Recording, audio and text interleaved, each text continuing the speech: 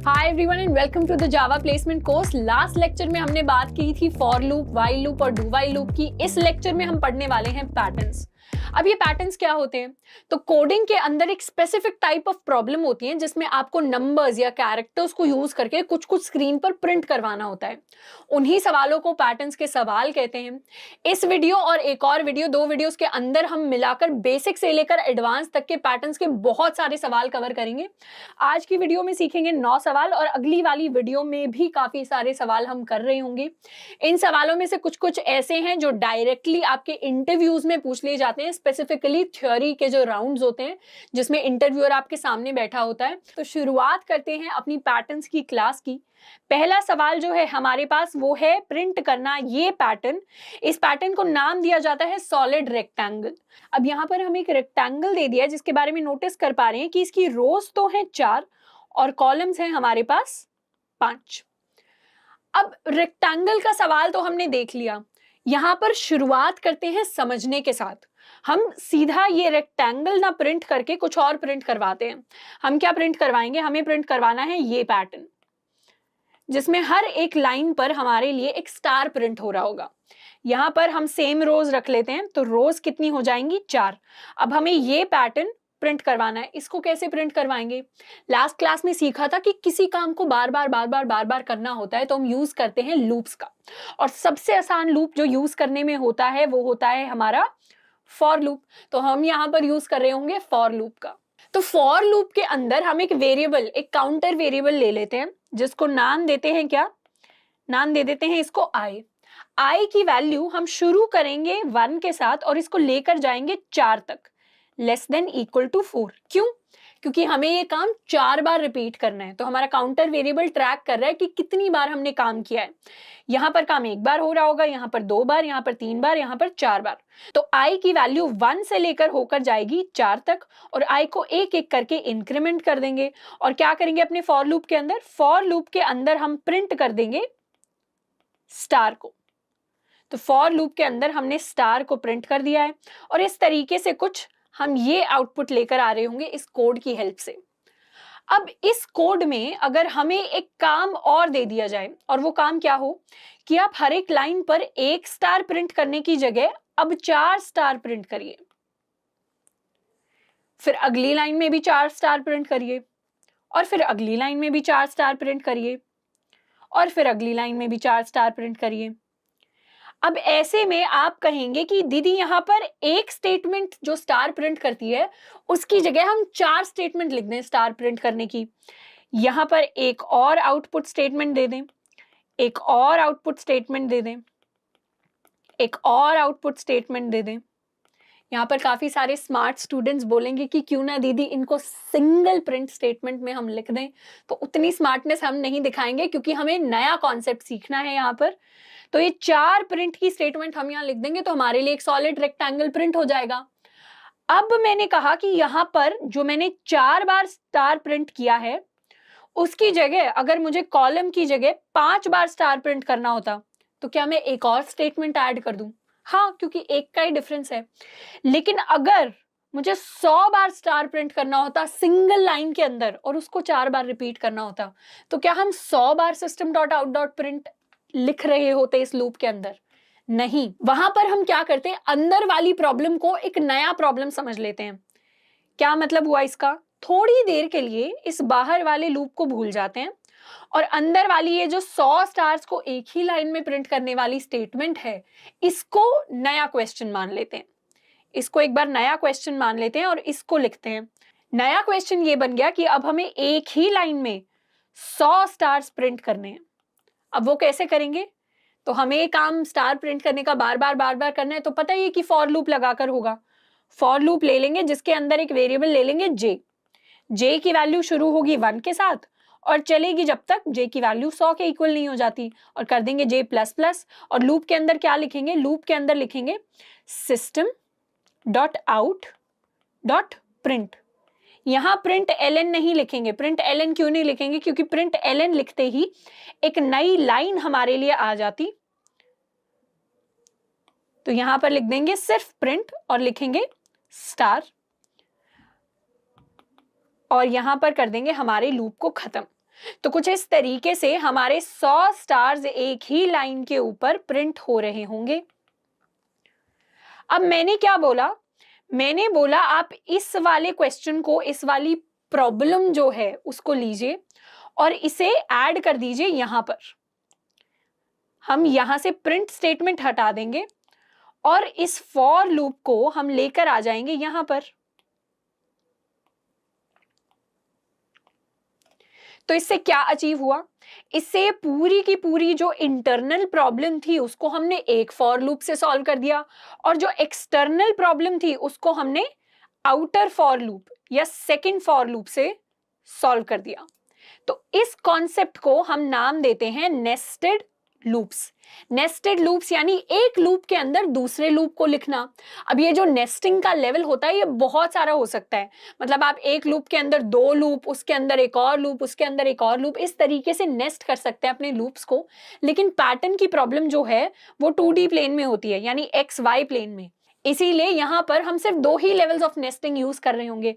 तो बाहर वाला क्वेश्चंस में जो हमारे लिए लूप होगा वो होगा हमारा आउटर फॉर लूप और अंदर वाला होगा हमारा इनर फॉर लूप। तो कुछ इस तरीके से नेस्टेड लूप्स का हम यूज कर रहे होंगे अपने पैटर्न वाली प्रॉब्लम्स को सॉल्व करने के लिए। अब एक बार एनालाइज करते हैं कि कैसे हमारी सॉलिड रेक्टेंगल की प्रॉब्लम को सॉल्व किया इस कोड ने, इस नेस्टेड लूप वाले कोड ने। इस कोड की वजह से क्या हुआ पहले वो देखते हैं। तो ये जो हमने कोड लिखा था इसकी वजह से सबसे पहले हमारा i इज इक्वल टू 1 बना। जब i इज इक्वल टू 1 बना तो हम इस अंदर वाले इनर लूप के अंदर गए, वहां पर हमारे j की वैल्यू थी 1। तो j की वैल्यू 1 थी तो वो तब तक स्टार प्रिंट करता रहेगा जब तक j की वैल्यू 100 नहीं पहुंच जाती। लेकिन हमें 100 स्टार नहीं चाहिए, लेकिन हमें 100 स्टार नहीं चाहिए, हमें चाहिए सिर्फ 5 स्टार। तो 5 यहां पर हम इनर लूप के लिए कंडीशन दे देंगे, बाहर लूप के लिए है 4। तो अंदर वाले लूप की वजह से 5 स्टार हमने देखा कि कैसे प्रिंट होंगे। तो एक ही लाइन में j is equal to 1 to 5 के लिए हमारे पास 5 स्टार प्रिंट हो गए। अब क्या करेंगे, ये तो हमने प्रिंट कर लिया, अब आगे के स्टार हमें नेक्स्ट लाइन में प्रिंट करवाने हैं। तो जावा के अंदर नेक्स्ट लाइन कैसे देते हैं, नेक्स्ट लाइन यहां पर एक और हम स्टेटमेंट लिख देंगे system.out.println की, जिसकी वजह से अगले सारे ऑपरेशन हमारे नेक्स्ट लाइन में हो रहे होंगे। उसके बाद i की वैल्यू अपडेट हो जाएगी, यहां से i की वैल्यू अपडेट होकर बन जाएगी 2। i की वैल्यू अपडेट होकर 2 बनी, j दोबारा से 1 बन गया। तो j जब दोबारा से 1 बनेगा तो दोबारा से 5 बार अंदर वाला लूप चलेगा और 5 स्टार हमारे लिए प्रिंट हो रहे होंगे। दोबारा से i की वैल्यू अपडेट होगी, i की वैल्यू अपडेट होकर अब बन जाएगी हमारे लिए 3। तो i की वैल्यू अगर 3 हो गई है तो इस केस में दोबारा से इनर वाला लूप चलेगा j is equal to 1 to 5 के लिए, तो उसमें 5 स्टार फिर से प्रिंट हो रहे होंगे। एंड फाइनली अब i की वैल्यू अपडेट होकर हो जाएगी 4 और 4 है इसकी आखिरी लिमिट, जिसके लिए इनर लूप आखिरी बार चलेगा। तो 5 स्टार हमारे लिए प्रिंट होकर आ जाएंगे और कुछ इस तरीके से हमारे लिए सॉलिड रेक्टेंगल जो है वो कंप्लीटली प्रिंट हो जाएगा हमारे इस कोड की हेल्प से, जिसमें हमने नेस्टेड लूप्स को यूज किया है। अब इसी कोड को हम अपने एडिटर पर लिखते हैं। एडिटर पर कुछ इस तरीके से लिखेंगे कि सबसे पहले इंट n को डिफाइन करेंगे, उसको ले लेते हैं 4 और एक और वेरिएबल डिफाइन करते हैं m, इसको ले लेते हैं 5। अब ये n और m हमने तो यहाँ पर डिक्लेयर कर दिए हैं, लेकिन आप इनको यूजर से इनपुट भी ले सकते हैं। यूजर चाहे n को 5 दे, 4 दे, 6 दे, 10 दे, उन सब के लिए ये कोड वैलिड होगा। तो सबसे पहले बनाएंगे हमारा आउटर लूप। तो आउटर लूप को सबसे पहले हम लिख रहे हैं, इसमें एक नया वेरिएबल डिफाइन किया i की वैल्यू शुरू होगी 1 के साथ और जाएगी जब तक n के इक्वल नहीं हो जाता और हर बार होगा i प्लस प्लस। अंदर आएगा हमारा इनर लूप। इनर लूप में क्या होगा, j एक नया वेरिएबल ले लेंगे इनर लूप के अंदर, जिसकी वैल्यू शुरू होगी 1 के साथ और j की वैल्यू जा रही है m तक, इसको भी प्लस प्लस कर लेंगे। और इनर लूप के अंदर हमें क्या करना था, हमें प्रिंट करना था स्टार्स को। तो system.out.print, तो यहाँ पर ln नहीं आएगा, यहाँ पर सिर्फ प्रिंट आएगा, क्योंकि हमें नेक्स्ट लाइन में नहीं प्रिंट करवाना हर स्टार को, हमें प्रिंट करवाना है हर स्टार को सेम लाइन पर। तो m स्टार्स यानी 5 स्टार्स को हम सेम लाइन पर प्रिंट करवा रहे होंगे। उसके बाद जैसे ही ये 5 के 5 स्टार प्रिंट आ जाएंगे नेक्स्ट लाइन के लिए, हम system.out.println सिर्फ इतना लिख देंगे और हमारे लिए नेक्स्ट लाइन आ रही होगी। तो अब इस पूरे कोड को सेव करके रन करते हैं एंड इसको रन किया तो हमारे लिए आप देख सकते हैं कि ये सॉलिड रेक्टेंगल आ गया जिसमें नंबर ऑफ रोज 4 हैं और नंबर ऑफ कॉलम्स 5 हैं। तो कुछ इस तरीके से नेस्टेड लूप्स को यूज करके, यानी एक आउटर लूप के अंदर इनर लूप को डालकर हम पैटर्न्स को प्रिंट करवा सकते हैं। अब बढ़ते हैं अपनी नेक्स्ट प्रॉब्लम की तरफ। नेक्स्ट क्वेश्चन है प्रिंट द पैटर्न, जिसमें हमें एक हॉलो रेक्टेंगल का पैटर्न दिया है। हॉलो यानी जो बीच से खाली होता है। तो ये एक ऐसा रेक्टेंगल है जिसमें सिर्फ आउटर साइड्स पर स्टार्स हैं, इनर वाले जो स्टार्स हैं वो हैं मिसिंग। अब जब भी कोई पैटर्न की प्रॉब्लम आए, सबसे पहले तो हमें छोटे लेवल पर एनालाइज करना है कि एक्चुअली क्वेश्चन में हो क्या रहा है, और रोज एंड कॉलम में कोई लॉजिकल पैटर्न खुद से ऑब्जर्व करने की कोशिश करनी है। कुछ इस तरीके से इसको कर रहे होंगे जैसे हम इस प्रॉब्लम को करेंगे। अब सबसे पहले ये सोच लें कि पैटर्न वाली जो प्रॉब्लम्स है उनको एक तरीके से हम मैट्रिक्स की फॉर्म में सॉल्व कर रहे हैं, जहां पर ये है हमारी रोज और ये है हमारे कॉलम्स। और हमने अभी नेस्टेड लूप्स में पढ़ा कि रोज वाला जो काम है वो कर रहे होंगे हमारे आउटर लूप्स, और कॉलम्स वाला जो काम है वो कर रहे होंगे हमारे इनर लूप्स। तो इसी तरीके से हमें प्रॉब्लम को इमेजिन करना है कि आउटर लूप में कौन सी वैल्यू असाइन कर रहे होंगे और उसके इनर लूप में कौन सी वैल्यू हम असाइन कर रहे होंगे। अगर हमने समझ लिया इन दोनों में कौन सी वैल्यू असाइन करनी है तो हम आसानी से सारी की सारी पैटर्न वाली प्रॉब्लम्स को सॉल्व कर लेंगे।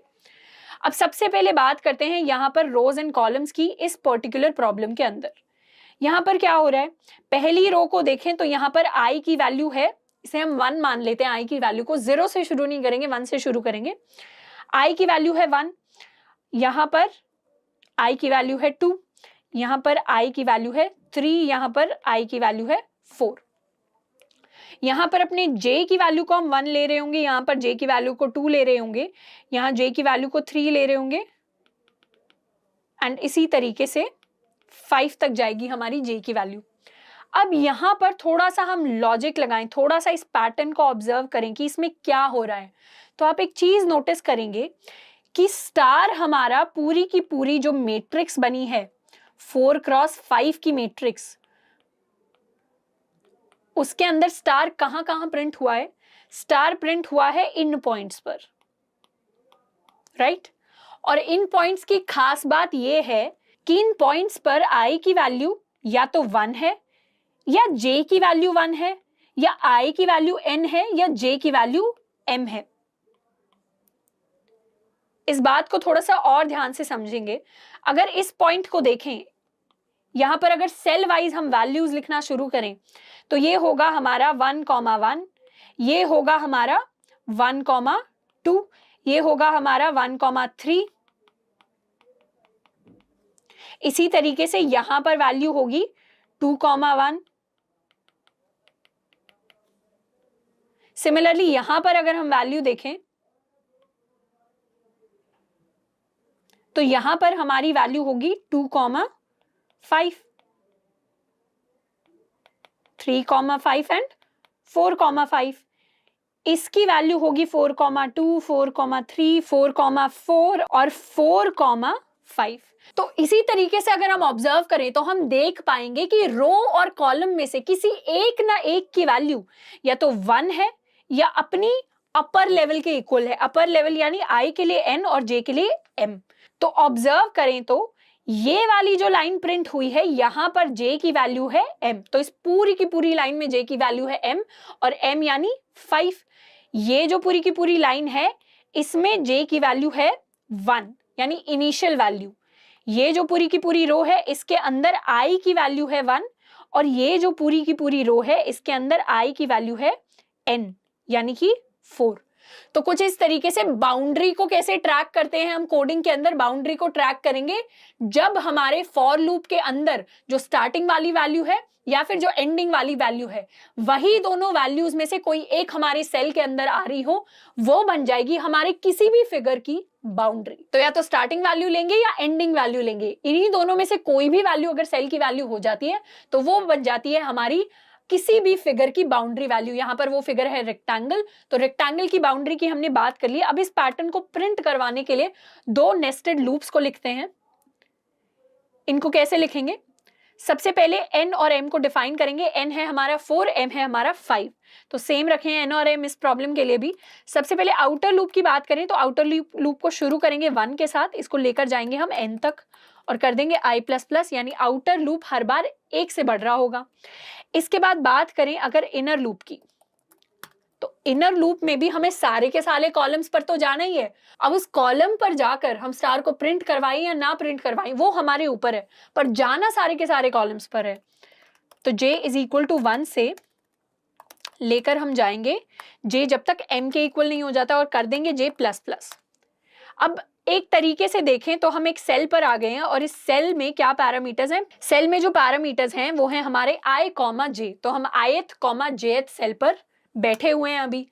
अब हमें सिर्फ उन्हीं i और j पर स्टार प्रिंट करवाना है जिनमें i की वैल्यू या तो 1 हो या j की वैल्यू 1 हो, या फिर i की वैल्यू n हो या j की वैल्यू m हो। अब उसको कैसे लिखेंगे जावा के अंदर? i की वैल्यू या तो 1 हो, और तो जावा के अंदर दो पाइप जो होते हैं, आपके कीबोर्ड के अंदर जो सिंपल डंडा बना होगा उसको 2 बार लिखना है, उस डंडे को 2 बार स्क्रीन पर प्रिंट करवाना है।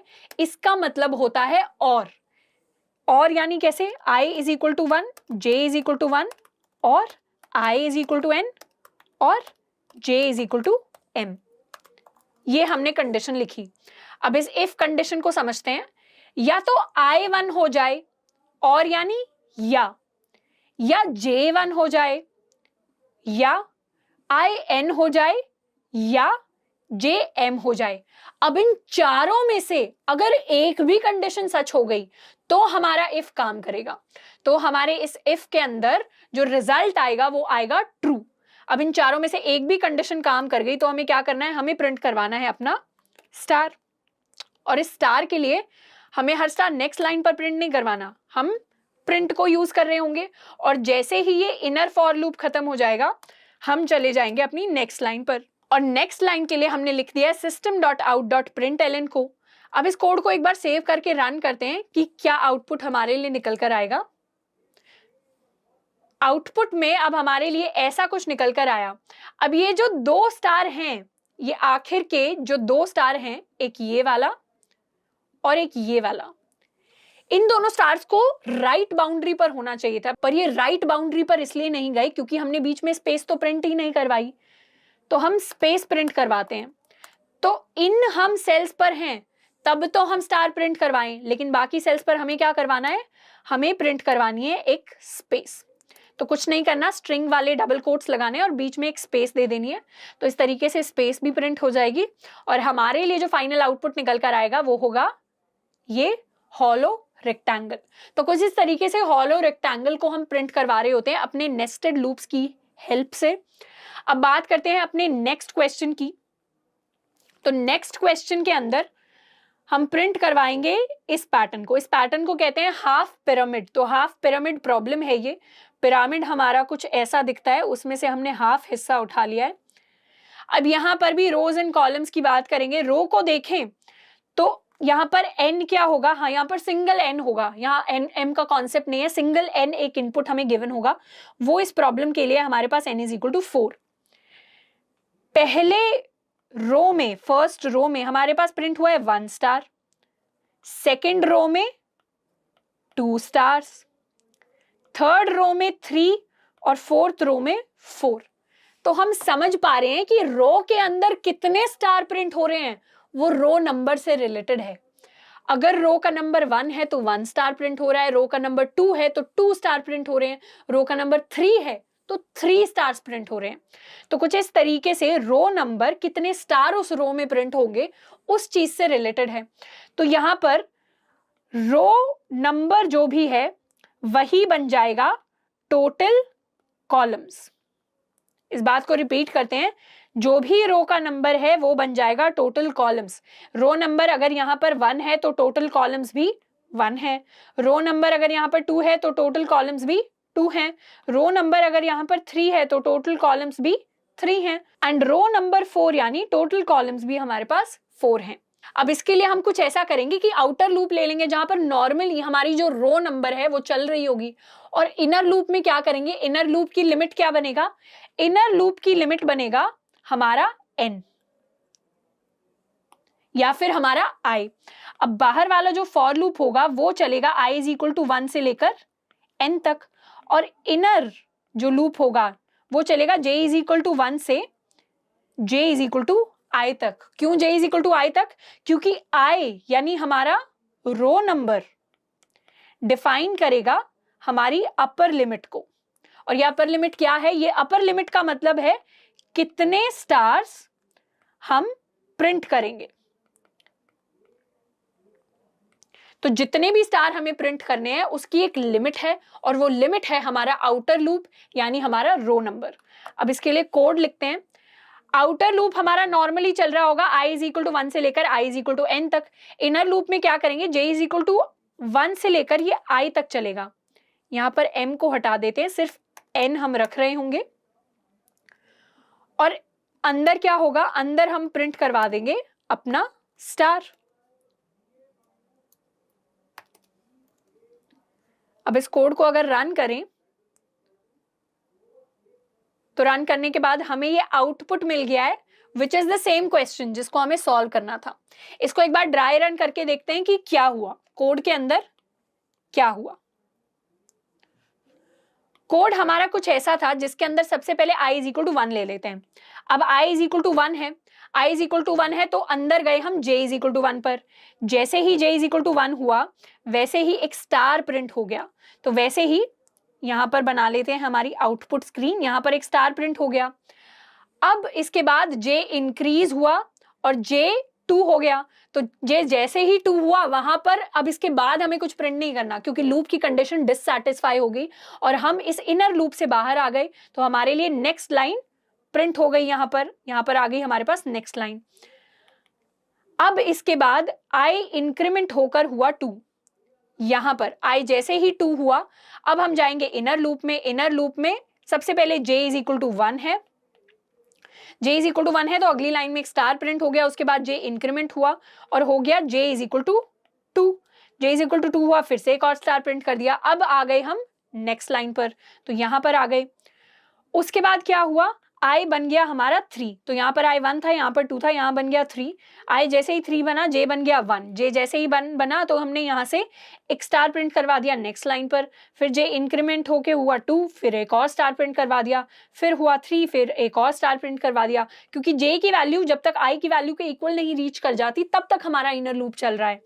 उसके बाद हम आ जाएंगे हमारी नेक्स्ट लाइन पर इस स्टेटमेंट की वजह से, फिर हमारा i दोबारा से इंक्रीमेंट होकर हो जाएगा 4, j है हमारा 1, तो j 1 है तो नेक्स्ट लाइन में स्टार प्रिंट, 2 हुआ स्टार, 3 हुआ फिर से स्टार, 4 हुआ और यहाँ पर लास्ट स्टार हम प्रिंट करवा देंगे और फिर से इसी स्टेटमेंट की वजह से हम नेक्स्ट लाइन पर आ जाएंगे। उसके बाद i इंक्रीज होकर हो जाएगा 5, लेकिन अब लूप नहीं चलेगा क्योंकि 5 is not less than equal to n। n था हमारा 4 और 5 उससे बड़ा हो गया, यानी हमने इस पूरे के पूरे कोड को एग्जीक्यूट कर लिया होगा। अब हम प्रोग्राम से बाहर निकल जाएंगे। तो कुछ इस तरीके से हमारे पास ये पिरामिड हमारी आउटपुट स्क्रीन पर प्रिंट होकर आ रहा होगा। तो ये हमने प्रॉब्लम नंबर 3 सॉल्व कर लिया। बात करते हैं प्रॉब्लम नंबर 4 की। कुछ नहीं है, इसी पिरामिड को इन्वर्ट कर दिया है, यानी पहली रो में अगर एक स्टार प्रिंट हो रहा होता और आखिरी में n स्टार प्रिंट हो रहे होते, तो अब पहली रो में n स्टार प्रिंट हो रहे हैं और आखिरी रो में प्रिंट हो रहा है एक स्टार। अब यहां पर हम अपने पुराने कोड की अगर बात करें तो उसमें यह था कि i हमारा 1 से लेकर n तक जा रहा था और j हमारा 1 से लेकर i तक जा रहा था और अंदर हम प्रिंट करवा रहे थे अपने स्टार्स को। तो यहां पर चीजें इन्वर्ट हो गई हैं। यहां पर पहली रो में हमें n प्रिंट करवाना है और आखिरी रो में प्रिंट करवाना है हमें 1। तो इसको कैसे करें, हम कहते हैं कि जैसे ये स्टार्स इन्वर्ट हो गए वैसे ही हम अपना कोड इन्वर्ट कर देते हैं। जैसे ये स्टार्स इन्वर्ट हो गए वैसे ही हम अपना आउटर लूप इन्वर्ट कर देते हैं। कैसे इन्वर्ट करेंगे, आउटर लूप में पहले रो थी 1 से लेकर n तक जा रही थी। अब क्या करेंगे, हमें रोज तो n ही चाहिए, लेकिन i की वैल्यू यानी काउंटर की वैल्यू 1 से लेकर n जा रही है या n से लेकर 1 जा रही है उससे हमें कोई मतलब नहीं है, उसको हम वैसा ही रखेंगे जैसा हमें ज्यादा अच्छे से सूट करेगा। तो for i is equal to n to 1 कर देते हैं इसको, और यहाँ पर कंडीशन लगेगी i माइनस माइनस की, तो n से लेकर 1 तक हम लेकर जाएंगे अपने आउटर लूप के काउंटर वेरिएबल को, और अंदर वाले को क्या करेंगे, अंदर वाले को वैसा ही रखेंगे, यानी j1 से लेकर i तक जा रहा होगा। तो शुरुआत में जब j1 से लेकर i तक जाएगा तो शुरू में तो i n है, तो पहली लाइन में प्रिंट होंगे n स्टार्स, अगली लाइन में n-1 स्टार्स, उससे अगली में n-2 स्टार, और इसी तरीके से जब तक n हमारा 1 के इक्वल नहीं हो जाता तब तक हम डिक्रीज होते होते अपने स्टार्स को प्रिंट कर रहे होंगे। तो हम कुछ इस तरीके से कोड लिखेंगे जहां आउटर लूप जा रहा होगा n से लेकर 1 तक, इनर लूप में j जा रहा होगा हमारा 1 से लेकर i तक, और इनर लूप में बार बार हम अपने स्टार को प्रिंट करेंगे। तो इसके लिए कोड लिख कर देखते हैं।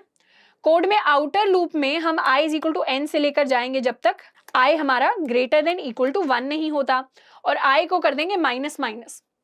अब यहाँ पर कुछ स्टूडेंट सोच रहे होंगे माइनस माइनस कैसे, तो जैसे प्लस प्लस होता है i is equal to i plus 1, वैसे ही i is equal to i minus 1 को हम डिक्रीमेंट ऑपरेटर कहते हैं, यानी जैसे i प्लस प्लस किया था हमने वैसे ही हम i माइनस माइनस कर रहे हैं। और अब बात करें इनर लूप की, तो इनर लूप के अंदर कंडीशंस हमारी सेम रहेंगी, बस इतना सा यानी छोटा सा चेंज करना था हमें इस कोड के अंदर, और हमारा पूरा का पूरा जो पैटर्न है वो इन्वर्टेड फॉर्म में आ जाएगा, यानी इस तरीके से हमारे पास प्रिंट होकर आ जाएगा। तो हमने क्या किया, अगर हमारे पिरामिड को इन्वर्ट करना था, हाफ पिरामिड को इन्वर्ट करना था, तो सिंपली हमने आउटर लूप की कंडीशन को बस इन्वर्ट कर दिया। इसी तरीके से पैटर्न अगर डिफिकल्ट लगे तो कुछ नहीं करना है, सिंपली उसको एनालाइज करना है, क्योंकि काफी सारे जो डिफिकल्ट दिखने वाले पैटर्न्स होते हैं उनमें बस कोड में छोटा सा चेंज करना होता है, और उसकी वजह से बहुत ज्यादा सिंप्लीफाई हो जाती है हमारी प्रॉब्लम। अब बात करते हैं अपने नेक्स्ट पैटर्न की। तो फिफ्थ पैटर्न हमारे पास है, पैटर्न है हमारे पास फिर से इन्वर्टेड हाफ पिरामिड, और इस बार हमने इसको 180 डिग्री से रोटेट भी कर दिया है। तो यहाँ पर ऑब्जर्व करें तो पहली लाइन में हमारे पास प्रिंट हो रहा है 1 स्टार, फिर 2 स्टार, फिर 3 स्टार, फिर 4 स्टार। लेकिन सिर्फ इतना नहीं है, 1 स्टार प्रिंट होने से पहले हमारे पास 3 खाली स्पेसेस प्रिंट हुई हैं, 2 स्टार प्रिंट होने से पहले हमारे पास 2 खाली स्पेसेस प्रिंट हुई हैं, 3 स्टार प्रिंट होने से पहले हमारे पास 1 खाली स्पेस प्रिंट हुई है, और लास्ट लाइन में हमारे पास 0 खाली स्पेस प्रिंट हुई है। तो यहां पर ऑब्जर्व करें तो क्या हुआ, 2 पार्ट्स में चीजें हुई। पहले प्रिंट हुई 3 स्पेस प्लस 1 स्टार। दूसरी लाइन में क्या हुआ, दूसरी रो में हमारे पास पहले प्रिंट हुई 2 स्पेस प्लस 2 स्टार। तीसरी रो में प्रिंट हुई 1 स्पेस प्लस 3 स्टार। चौथी में हमारे पास प्रिंट हुई 0 स्पेस प्लस 4 स्टार। तो हर बार अगर हम स्पेस और स्टार का सम देखें, अगर उस सम को ऑब्जर्व करें तो यहाँ पर 3 + 1 4, यहाँ पर 2 + 2 4, यहाँ पर 1 + 3 दोबारा से 4, यहाँ पर 0 + 4 दोबारा से 4, यानी हर बार एक 4 का कॉम्बिनेशन है। और ये 4 क्या है, ये है हमारी नंबर ऑफ रोज, यानी हमारा n, और यहाँ पर n है हमारा 4। तो हम ऑब्जर्व कर पा रहे हैं कि आउटर लूप में जो रो की फाइनल वैल्यू होगी, यानी 4 जो वैल्यू है उसका बहुत गहरा रिलेशन है कितनी हमें स्पेस प्रिंट करवानी है और कितने हमें स्टार प्रिंट करवाने हैं उस पर। तो पहली लाइन में हमें कितनी स्पेस प्रिंट करवानी है, पहली लाइन में हम एक तरीके से प्रिंट करवा रहे हैं n-1 स्पेसेस और 1 स्टार, अगली लाइन में n-2 स्पेसेस और 2 स्टार, उससे अगली लाइन में n-3 स्पेसेस और 3 स्टार, उससे अगली लाइन में n-4 स्पेसेस और 4 स्टार। तो इसी तरीके से जो स्पेसेस हैं उनको हम शुरू करेंगे n-1 से और एक एक करके उनको घटाते जाएंगे, और स्टार जो है इनको शुरू करेंगे 1 से और एक एक करके उनको बढ़ाते जाएंगे। अब स्पेसेस को और स्टार्स को किस वैल्यू से शुरू करना है उसके लिए थोड़ा सा एनालिसिस करते हैं। उसके लिए ये एनालिसिस करेंगे हम कि अगर हमारा आउटर लूप जो है वो i = 1 से लेकर n तक जाता है, यानी आउटर लूप i = 1 से लेकर n तक जाता है, तो हमारे इनर लूप में कैसे स्टार प्रिंट हो रहे हैं, ये वाली प्रॉब्लम हमने ऑलरेडी सॉल्व कर ली है कि इनर लूप में स्टार ऐसे प्रिंट हो रहे हैं। इस इनर लूप को एक अलग कलर से लिखते हैं। इनर लूप में स्टार ऐसे प्रिंट हो रहे हैं कि j की वैल्यू जो है वो 1 से लेकर i के इक्वल जा रही है, तो यहां पर हम प्रिंट कर देंगे अपने स्टार्स, राइट। लेकिन स्टार प्रिंट करने से पहले हमें स्पेस प्रिंट करना है। अब इंपॉर्टेंट है समझना कि ये स्पेस कैसे प्रिंट करेंगे स्टार से पहले। तो स्पेस को अगर ऑब्जर्व करें, अगर हम आई ले लें तो पहली रो में हमारे पास कितनी स्पेसेस हैं? पहली रो में हमारा जो आई है वो इक्वल है 1 के। तो पहली रो में हमारे पास स्पेस है वो इक्वल है n माइनस आई के, यानी n माइनस 1 स्पेसेस हैं हमारे पास। अगली रो में i 2 के इक्वल है, तो हमारी स्पेस जो है वो इक्वल है n माइनस आई, दोबारा से n माइनस 2 के इक्वल है। तीसरी रो में i की वैल्यू अगर 3 है तो हमारी स्पेसेस कितनी है? हमारी स्पेसेस हैं n माइनस 3 यानी n माइनस आई। n माइनस 3 यहाँ पर क्या है? 4 माइनस 3 यानी 1 स्पेस। यहाँ पर n माइनस आई था 2, यहाँ पर n माइनस आई था 3, और यहाँ पर अगर हमारे i की वैल्यू 4 है तो स्पेस कितनी होंगी? n माइनस आई यानी 0, क्योंकि n है 4, i भी 4, तो स्पेसेस क्या है? 0। तो कुछ इस तरीके से स्पेसेस कितनी होंगी? स्पेस के लिए हम एक और लूप लिखेंगे जिसमें j की वैल्यू जा रही होगी 1 से लेकर n माइनस आई तक। तो ये स्पेस के लिए है, ये स्टार्स के लिए है, और ये वाला आउटर लूप है हमारे टोटल नंबर ऑफ रोज के लिए। तो सबसे पहले रोज का हम आउटर लूप लिखेंगे और यहाँ पर 2 इनर लूप्स होने वाले हैं। पहला इनर लूप होगा स्पेस प्रिंट करवाने के लिए, दूसरा इनर लूप होगा स्टार्स प्रिंट करवाने के लिए। एक बार कोड लिखकर देखेंगे तो ये ज्यादा समझ में आएगा। तो इसे हम मिटा देते हैं और शुरुआत करते हैं आउटर लूप की। Int i is equal to 1 से लेकर i जब तक हमारा n के इक्वल नहीं हो जाता। और यहां पर आएगा इनर लूप। कौन से वाला इनर लूप? जिससे हम स्पेस को प्रिंट करवाएंगे, राइट? तो इनर लूप के अंदर एक j वेरिएबल डिफाइन कर लेते हैं और इसकी शुरुआत हो रही होगी 1 के साथ, और अभी हमने बात की कि ये जाएगा कहां तक? n माइनस आई तक, और हर बार कर देंगे इसको प्लस प्लस। तो यहां पर प्रिंट करवा रहे होंगे स्पेसेस, यानी सिर्फ एक खाली जगह।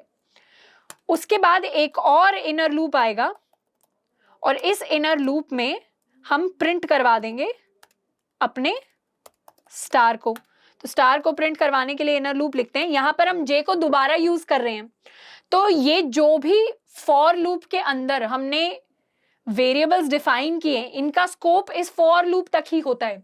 स्कोप का मतलब इन वेरिएबल्स, ये वेरिएबल कब तक मेमोरी में स्टोर्ड रहते हैं। तो ये जब तक ये फॉर लूप चल रहा है तभी तक हमारा j मेमोरी में स्टोर्ड है। यहां पर आने के बाद मेमोरी के अंदर कोई j नहीं है। जैसे ही हम इस क्लोजिंग कर्ली ब्रेस के बाद आएंगे हमारी मेमोरी के अंदर कोई j नहीं होगा।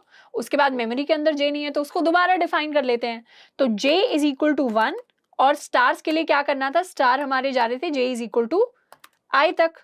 कर देंगे इसको प्लस प्लस और यहां पर प्रिंट करवा देंगे हम एक स्टार, राइट?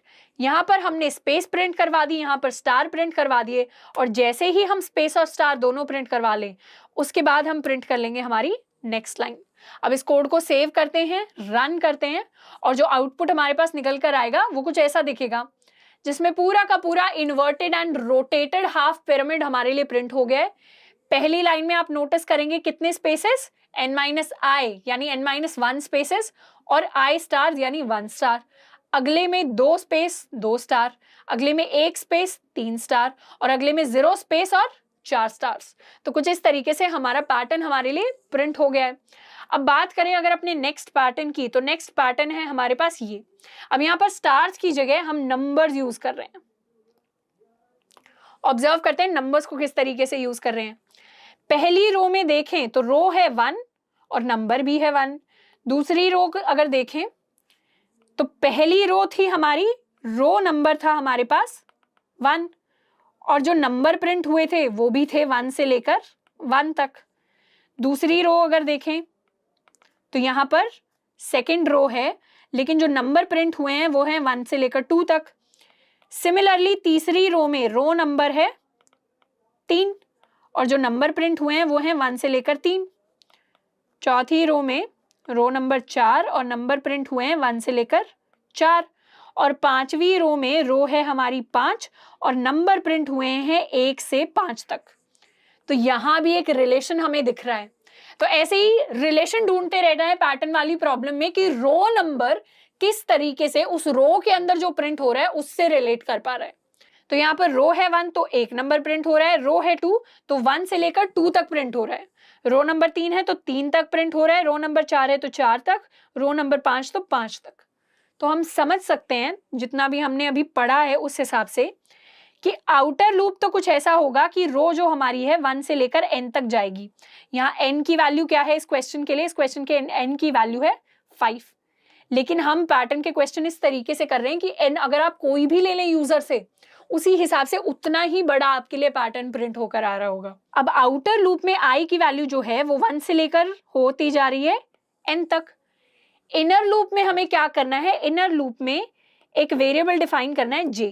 अब हम ध्यान से देखें, इनर लूप में पहले वाले में जब i की वैल्यू 1 थी तो हमारे j की वैल्यू हो रही थी 1 से लेकर 1 तक, i की वैल्यू 2 थी तो j की वैल्यू 1 से लेकर 2 तक, i की वैल्यू 3 थी तो j की वैल्यू 1 से लेकर 3 तक। तो यहां पर भी j की वैल्यू 1 से लेकर क्या हो जाएगी, i तक। तो बाहर वाले आउटर लूप में जो भी i की वैल्यू करंट वैल्यू चल रही है वही हमारे इनर लूप के अंदर लिमिट बन जाएगी। तो हमारा इनर लूप 1 से लेकर उसी i की वैल्यू तक चल रहा होगा और इसी इनर लूप के अंदर हम क्या प्रिंट कर रहे होंगे, यहाँ पर स्टार नहीं प्रिंट करेंगे, यहाँ पर प्रिंट कर देंगे हम j को ही, क्योंकि शुरुआत में j की वैल्यू 1 होगी तो 1 प्रिंट हो जाएगा। अगली बार जब i की वैल्यू 2 बन जाएगी, जब i की वैल्यू 2 बन जाएगी तो शुरू में j 1 होगा तो 1 प्रिंट होगा, उसके बाद j 2 हो जाएगा तो 2 प्रिंट हो जाएगा, फिर j 3 होगा लेकिन 3 तो 2 से बड़ा होता है तो फिर इनर लूप खत्म हो जाएगा, फिर दोबारा आउटर लूप में आएंगे। आउटर लूप में i की वैल्यू 3 होगी तो दोबारा से j प्रिंट होगा 1 से लेकर 3 तक, तो 1 2 3 j प्रिंट हुआ, i 4 यानी 1 2 3 4। इसी तरीके से i की वैल्यू जब 5 होगी तो j 5 बार प्रिंट होगा। अब इसी सेम चीज के लिए कोड लिखते हैं। कोड में हमारे पास आउटर लूप तो ऑलरेडी है जिसमें i 1 से लेकर n तक जा रहा है, अपने n को अपडेट कर देते हैं 5 तक और अब बनाते हैं एक इनर लूप। इनर लूप के अंदर j को डिफाइन करेंगे जो जाएगा 1 से लेकर i तक और कर देंगे j प्लस प्लस और यहाँ पर प्रिंट कर रहे होंगे हम j को ही। अब j को प्रिंट करना है, साथ के साथ एक स्पेस भी दे देते हैं ताकि कोड जो हमारा है वो थोड़ा क्लीन होकर आए। अब कोई नंबर हमें प्रिंट करवाना है, साथ में कुछ और वैल्यू प्रिंट करवानी है तो system dot out dot print या प्रिंट एलन के अंदर हम प्लस लगा देते हैं बीच में, पहले ये नंबर प्रिंट हो जाए प्लस उसके बाद ये स्पेस प्रिंट हो जाए। इसके अलावा अगर हमें कुछ और भी प्रिंट करवाना होता, मान लीजिए जे दोबारा प्रिंट करवाना होता तो प्लस कर देते। अब ये सारी की सारी जो चीज है ये सेम लाइन में प्रिंट हो रही होगी। तो लास्ट लेक्चर के बाद एक बच्चे का डाउट था कि बहुत सारी चीजों को अगर सेम लाइन में प्रिंट करवाना है तो कैसे करवाएं, तो उनको करवाना चाहिए हमें प्लस को बीच में लिखकर। तो इस तरीके से हम j प्लस स्पेस को प्रिंट करवा रहे होंगे और यहाँ पर हमारी लाइन खत्म हो जाएगी तो यहाँ पर नेक्स्ट लाइन प्रिंट करवा देंगे। तो इसे सेव कर लेते हैं और रन करते हैं अपने कोड को। कोड को रन किया तो ये है हमारा आउटपुट, पहली लाइन में 1, दूसरी लाइन में 1 2, फिर 1 2 3, फिर 1 2 3 4 एंड इसी तरीके से 1 2 3 4 5। तो ऐसे हमारे लिए पैटर्न हमारा प्रिंट हो गया है। अब बात करें अगर नेक्स्ट पैटर्न की, तो नेक्स्ट पैटर्न है हमारे लिए inverted half pyramid with numbers. Next pattern है inverted half pyramid with numbers, जो कुछ ऐसा दिखता है। यहाँ पर भी क्या करना है, रिलेशन लगाना है कि रो नंबर से उस रो में क्या क्या वैल्यूज प्रिंट हो रही है उसका क्या रिलेशन है। यहाँ पर रो नंबर है 1 और वैल्यूज प्रिंट हो रही हैं 1 से 5 तक। यहाँ रो नंबर है 2, वैल्यूज प्रिंट हो रही हैं 1 से 4 तक। रो नंबर 3, वैल्यूज प्रिंट हो रही हैं 1 से 3 तक। रो नंबर 4, वैल्यूज प्रिंट हो रही हैं 1 से 2 तक। रो नंबर 5 और वैल्यूज प्रिंट हो रही हैं 1 से 1 तक।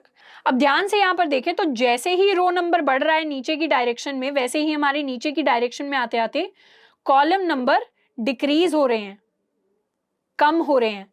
तो रो जब सबसे कम था तब हमारे कॉलम नंबर सबसे ज्यादा थे। तो रो जब 1 था तब हमने 5 प्रिंट करवाया, रो जब 2 था तब हमने 4 प्रिंट करवाया, 3 था तो 3, 4 था तो 2, 5 था तो 1। तो जैसे जैसे रो बढ़ा रहे हैं वैसे वैसे कॉलम जो है वो कम हो रहे हैं। अब कितने कम हो रहे हैं यही है असली सवाल। यहाँ पर ऑब्जर्व करें तो हमारा जो n इस प्रॉब्लम के लिए है उस n की वैल्यू है 5। ये हमें गिवन होगा क्वेश्चन के अंदर, तो ये पहले से पता है कि n की वैल्यू 5 है। तो रो नंबर अगर 1 है तो कॉलम नंबर जा रहा है 1 से लेकर, यानी जे की वैल्यू जा रही है 1 से लेकर n तक, जो है 5। रो नंबर 2 हुआ जैसे ही बढ़ा, तो कॉलम नंबर की वैल्यू हो गई 1 से लेकर n-1। तो कुछ ऐसा पैटर्न है यहाँ पर कि अगर ये i है, यहाँ पर i की वैल्यू है 1, यहाँ पर i की वैल्यू है 2, ये बेसिकली रो जो है हमारी वो i ही रिप्रेजेंट कर रही है। तो i की वैल्यू 3 है, 4 है, 5 है। यहाँ पर हो क्या रहा है, यहाँ पर आउटर लूप में तो i जो है हमारा वो 1 से लेकर जा रहा है n तक, पर इनर लूप का जो j है वो जा रहा है 1 से लेकर n-i+1 तक। ये n-i+1 कैसे आया? तो n-i की वैल्यू को अगर एनालाइज करें तो शुरू में मतलब पहली रो में i की वैल्यू है 1 और n-i+1 की वैल्यू है 5 -1 +1 यानी 5। दूसरी रो की अगर बात करें तो वहां पर i की वैल्यू है 2 और n-i+1 की वैल्यू है 4। तीसरी रो की अगर बात करें तो वहां पर i की वैल्यू है 3 और n-i मतलब 5 - 3 विच इज 2 + 1 is 3, तो वहां जाएगा 3 तक।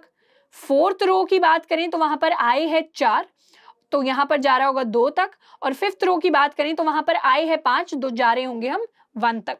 तो कुछ इस तरीके का हमारे पास पैटर्न रहेगा, जिसमें अगर हम ध्यान से अगर ऑब्जर्व करें तो जब भी हमारा i 1 था तब हमारी वैल्यू 1 से 5 तक गई, जब भी हमारा i 2 था वैल्यू 4 तक गई, जब भी i 3 था वैल्यू हमारी 3 तक गई, जब भी i 4 था वैल्यू हमारी 2 तक गई, और जब भी i 5 था तो वैल्यू हमारी 1 तक गई। तो आउटर लूप में i जाएगा हमारा 1 से लेकर n तक, और इनर लूप में j जाएगा हमारा 1 से लेकर n-i+1 तक। अब पैटर्न्स में एक खास बात होती है कि हर पैटर्न को आप अलग अलग तरीके से प्रिंट करवा सकते हैं। तो जरूरी नहीं है कि जिस तरीके से हमने इस पैटर्न को प्रिंट किया है हर कोई इसको इसी तरीके से प्रिंट करवा रहा होगा, पर यह बात है कि जितना टाइम उनके कोड को रन करने में लगेगा उतना ही टाइम हमारे कोड को रन करने में लगेगा। तो कोड कितने टाइम में रन करता है उसकी बहुत ज्यादा इंपॉर्टेंस होती है। तो ये जो है मिनिमम टाइम है इस कोड को रन करने का, पर इस सेम कोड को, सेम पैटर्न को प्रिंट करवाने के अलग अलग तरीके हैं। कुछ केसेस में लोग i को 1 से लेकर n तक ले जाने की जगह n से लेकर 1 तक लेकर आ रहे होंगे। अब जो भी हमने लेक्चर के अंदर कोड लिखे हैं और नीचे नोट्स के अंदर कोड लिखे हैं, उन दोनों में कुछ कुछ कोड में डिफरेंस हो सकता है, मतलब कुछ कुछ कोड अलग दिख सकते हैं। वो इसलिए है ताकि हमें समझ में आए कि एक ही पैटर्न को प्रिंट करवाने के, एक ही काम को करवाने के अलग अलग तरीके पॉसिबल हैं। इसीलिए इसी सेम पैटर्न को हम अलग तरीके से भी प्रिंट करवा सकते हैं, पर जो हमने एक्सप्लेनेशन किया हम कोड उसी का लिख रहे होंगे वीडियो के अंदर। तो इसका अब हम कोड लिखकर देखते हैं कि एक्चुअली होगा क्या। हमने क्या बात की कि हम i को लेकर जाएंगे 1 से लेकर अपने n तक, और इनर लूप के अंदर क्या करेंगे, हम अपने j को लेकर जाएंगे 1 से लेकर n-i+1 तक, और हम हर j के साथ प्रिंट कर देंगे j की ही वैल्यू को, एंड साथ के साथ यहां पर इनर लूप खत्म होते ही हम दे देंगे हमारी नेक्स्ट लाइन। तो इस कोड को सेव करते हैं एंड एक बार रन करते हैं।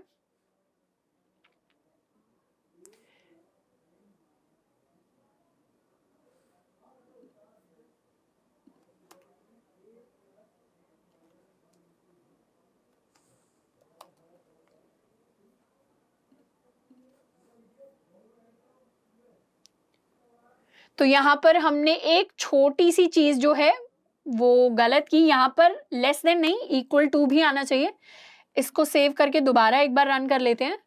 तो आउटपुट जो आया उसमें पहली लाइन में 1 2 3 4 5, फिर 1 2 3 4, 1 2 3, 1 2 and 1, which is same as जो भी हमने अपने क्वेश्चन के अंदर लिखा है।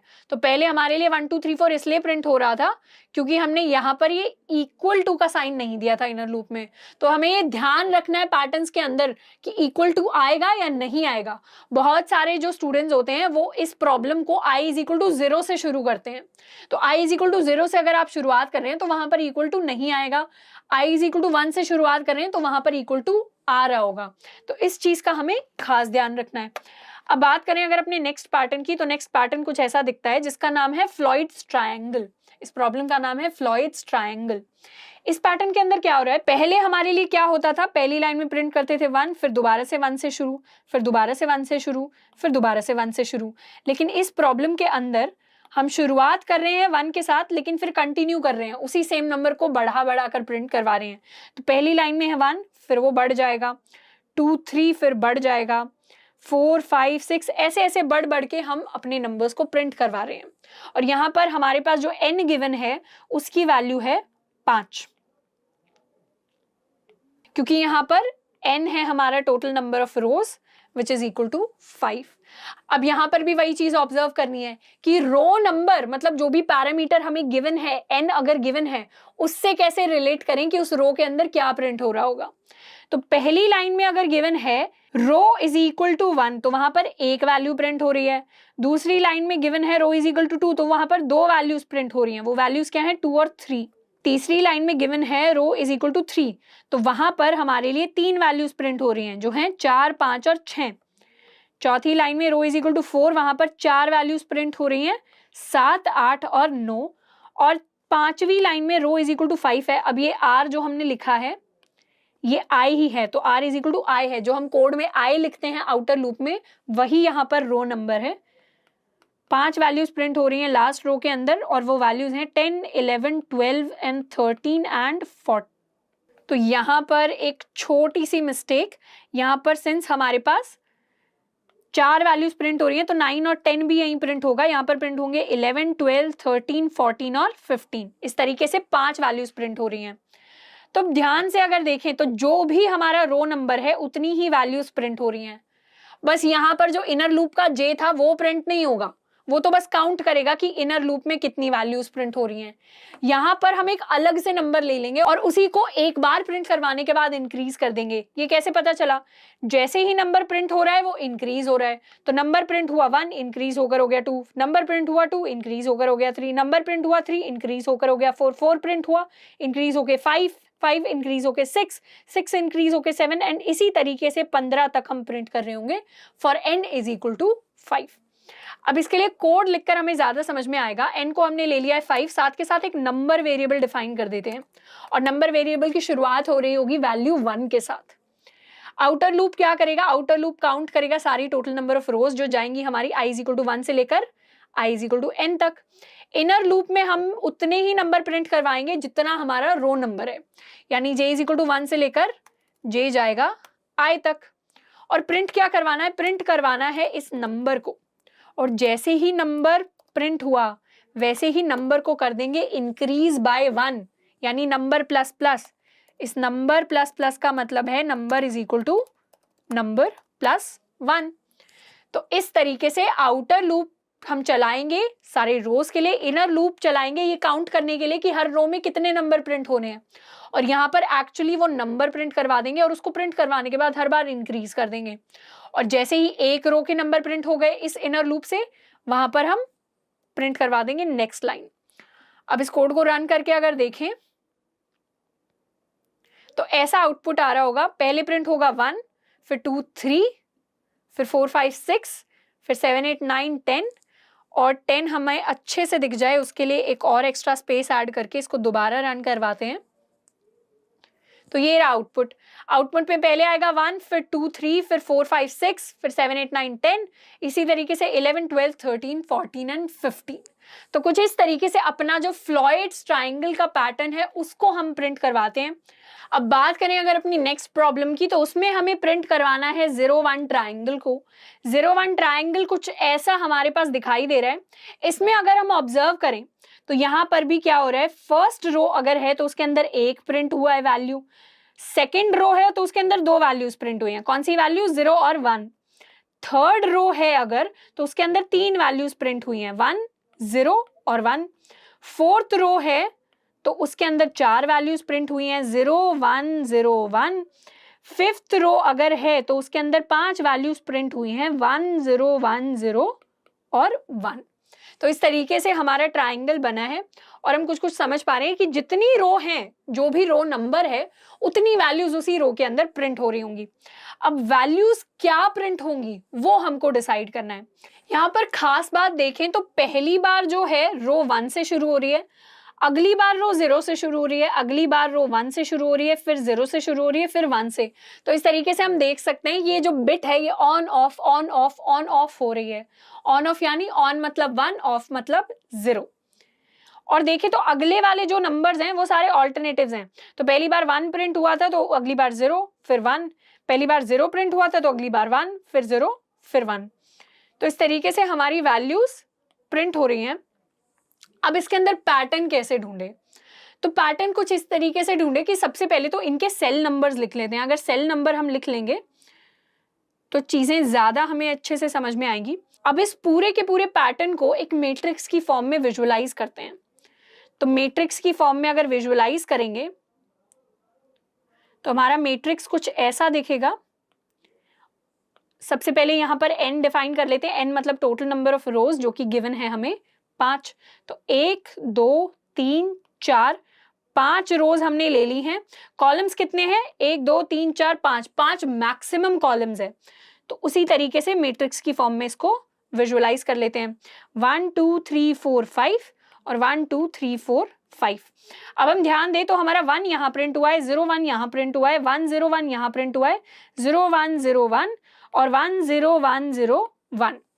अब ये वाला अगर हम सेल नंबर लें तो इस सेल नंबर की वैल्यू है 1,1, इस सेल नंबर की वैल्यू है 2,1, इसकी वैल्यू है 2,2, इसकी वैल्यू है हमारे पास 3,1, इसकी वैल्यू है 3,2, इसकी वैल्यू 3,3, 4,1, 4,2, 4,3, 4,4। सिमिलरली यहाँ पर क्या है? 5,1, 5,2, 5,3, 4 एंड 5। अब हमें सेल की वैल्यू है यानी आई और जे की वैल्यू है उससे रिलेट करना है कि उस सेल पर क्या प्रिंट हुआ है। ध्यान से अगर देखें इन सेल नंबर्स का सम, तो पहले इस सेल के लिए सम अगर देखें तो 1 और 1 का अगर हम सम देखें, आई और जे का सम देखें वो है 2। अब इस सेल के लिए सम देखें दोनों का तो वो है 3। इस सेल के लिए देखें सम नंबर तो वो है 4। सिमिलरली इसके लिए सम देखें तो है 4। इसके लिए अगर हम सम देखें तो वो है 3 + 2 यानी 5। इसके लिए अगर सम देखें तो वो है 3 + 3 यानी 6। अब एक चीज हम नोटिस करेंगे, यहां पर सम अगर हमारा 2 है तो प्रिंट हुआ है 1, यहां पर सम अगर 4 है तो प्रिंट हुआ है 1, यहां पर भी सम अगर 4 है तो प्रिंट हुआ है हमारे लिए 1, यहां पर सम अगर 6 है तो प्रिंट हुआ है 1। ऐसे ही अगर हम देखें 0 के लिए तो यहाँ पर सम 3 है तो प्रिंट हुआ है 0, यहाँ पर सम 5 है तो प्रिंट हुआ है 0। सिमिलरली यहाँ पर सम 5 है तो प्रिंट हुआ है 0, यहाँ पर सम 7 है तो प्रिंट हुआ है 0। अब यहाँ से एक चीज हमारे लिए निकल कर आएगी, वो ये कि जब भी इवन आ रहा है हमारे आई और जे का सम तब तो हम प्रिंट कर दें 1, और ऑड आ रहा है आई और जे का सम तब हम प्रिंट कर दें 0। तो ये पैटर्न हमने ढूंढ कर निकाला है अपने आई और जे की वैल्यूज का सम निकालकर। अब अगर इस सेम पैटर्न के लिए हम कोड लिखकर देखें तो देख पाएंगे कि 0 और 1 का ये ट्रायंगल प्रिंट कैसे हो रहा है। हम सबसे पहले क्या करेंगे, अपना n डिफाइन कर लेंगे। n हमें पता है कि यहाँ पर गिवन है 5, n हमने लिख लिया। अब एक आउटर लूप चलाएंगे। आउटर लूप क्या बताता है कि कौन सी रोज कितनी रोज तक आप जा रहे हैं। तो i = 1 से लेकर 5 तक ये लूप चलेगा। 5 है यहाँ पर n i++। इनर लूप कितनी बार चलेगा? इनर लूप चल रहा है हमारा जितनी हमारी रो वैल्यू है, यानी इनर लूप में j = 1 से लेकर वो इनर लूप जाएगा j = i तक।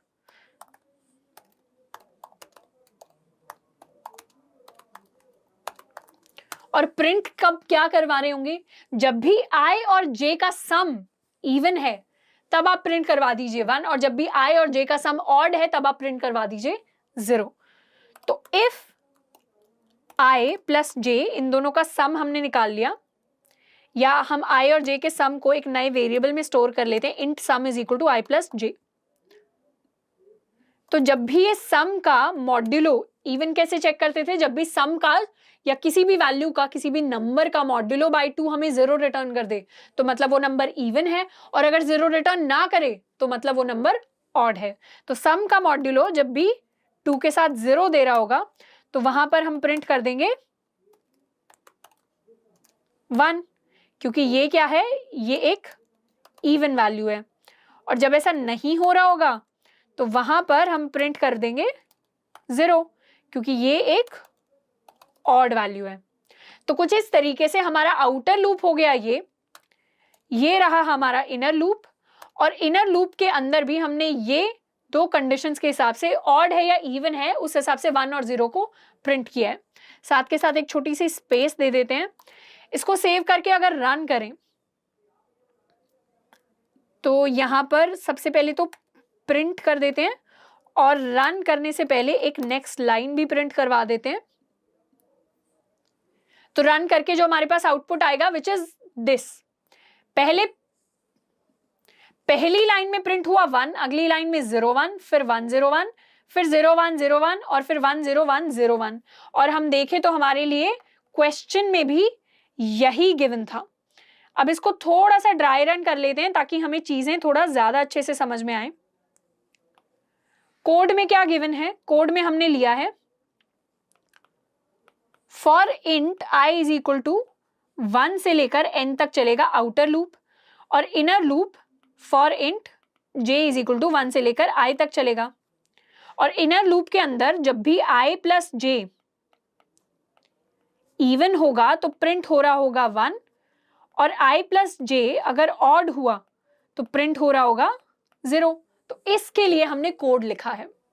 अब शुरुआत में हमारा जो i है उसकी वैल्यू है 1, तो हम अंदर जाएंगे लूप के अंदर j की वैल्यू भी हो जाएगी 1, और j की वैल्यू अगर 1 है तो आउटपुट में i प्लस j क्या होगा, i प्लस j 1 प्लस 1 2, यानी इवन होगा तो हम प्रिंट कर देंगे 1।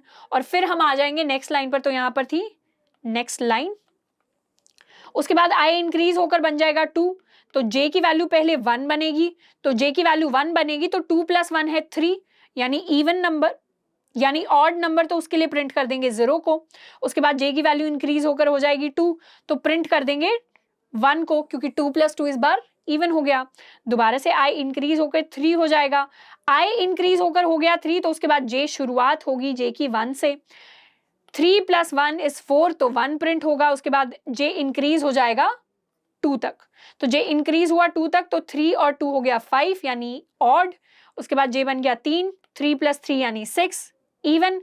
उसके बाद i की वैल्यू दोबारा इंक्रीज होकर हो जाएगी 4, j की वैल्यू शुरू होगी 1 से, 4 प्लस 1 इज 5 यानी ऑड, तो प्रिंट करवा देंगे 0, j की वैल्यू इंक्रीज होकर 2, 6 है एक इवन नंबर तो प्रिंट हो गया 1, j जब 3 हुआ प्रिंट हुआ 0, j जब 4 हुआ प्रिंट हुआ 1, और इसी तरीके से i जब 5 होगा तो हमारे पास ऐसा कुछ पैटर्न प्रिंट हो रहा होगा। तो ये हमने कुछ क्वेश्चंस किए हैं नेस्टेड लूप्स को यूज करके, 9 क्वेश्चंस हमने किए हैं, और ये काफी अच्छे लेवल के क्वेश्चंस हैं। अगर आप एक बिगिनर हैं तो इन क्वेश्चंस को अगर आप मास्टर कर लेंगे, नीचे कुछ क्वेश्चंस और दिए हैं उनको आप सॉल्व कर लेंगे तो एक अच्छी पकड़ आ जाएगी नेस्टेड लूप्स पर। इसके बाद अगले लेक्चर में भी हम एडवांस्ड प्रॉब्लम्स देख रहे होंगे पैटर्न्स की, जिसमें और थोड़े से नेस्टेड लूप्स लेकर आएंगे, और क्या क्या वेरिएशंस आती है लूप्स के अंदर उसको देख रहे होंगे। आई होप आज की वीडियो से थोड़े और फंडामेंटल्स बिल्ड हुए होंगे प्रोग्रामिंग विद जावा में हमारे, एंड नेक्स्ट वीडियोस में भी हम ऐसे ही काम कर रहे होंगे जैसे अभी तक कर रहे हैं। होमवर्क प्रॉब्लम्स को सॉल्व कर रहे होंगे, टैली कर रहे होंगे, क्या सॉल्यूशन सेम आ रहे हैं हमारे, और लेक्चर्स को काफी अच्छे से ध्यान से देख रहे होंगे, साथ के साथ कोड की बहुत ज्यादा प्रैक्टिस कर रहे होंगे। आज के लिए इतना ही, मिलते हैं नेक्स्ट वीडियो में। Till then keep learning and keep practising.